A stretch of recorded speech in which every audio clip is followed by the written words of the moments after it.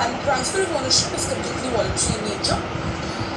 Secondly, the gift is basically governed under sections 122 to 129 of the Transfer of Property Act of 1882. Now, gift generally incorporates two types of property, movable and immovable property.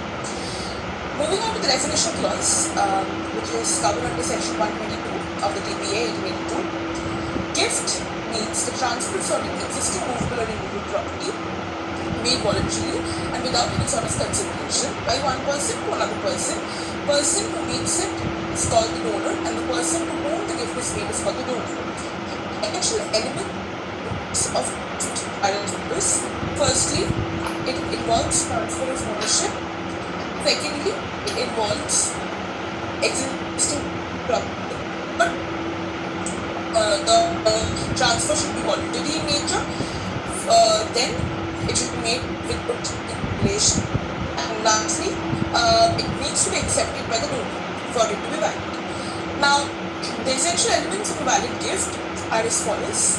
There must be a donor, and he must be competent to make the gift. He must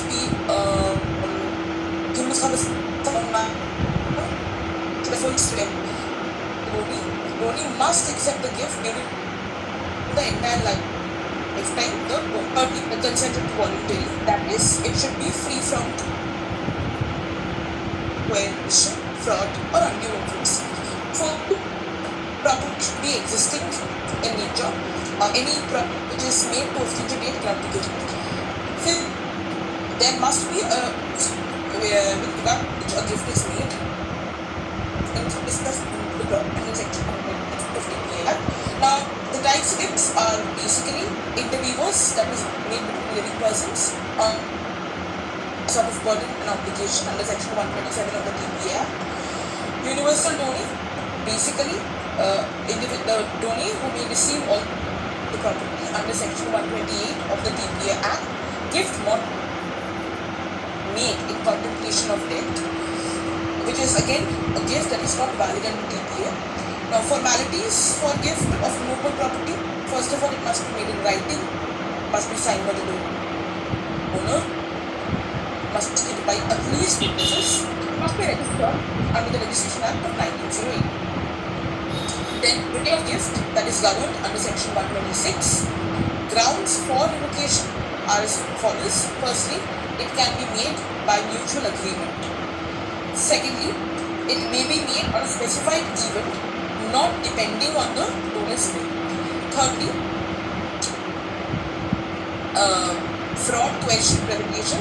There is case law supporting it, that is K. Balakrishnan versus K. Kamalam, which states that if the gift is irrevocable in nature, in cases if it is unconditional. Case laws that I have incorporated.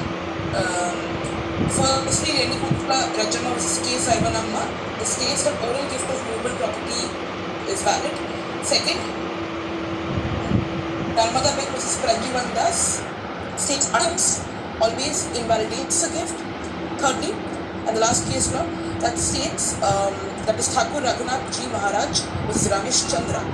It states that acceptance must be made during owner's lifetime. Conditional gifts basically are gifts that are made with a particular condition, and that can be either precedent or subsequent in nature.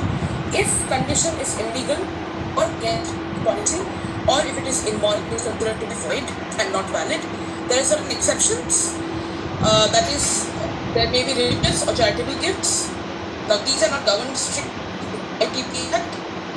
As in law, gift is referred to by a term referred to as hiba, which the gift is given immediately. Now, summarizing the entire thing, gift must be voluntary, unconditional, and accepted. Registration is always required in cases of gifting immovable property, and revocation is only allowed in certain cases. Thank you.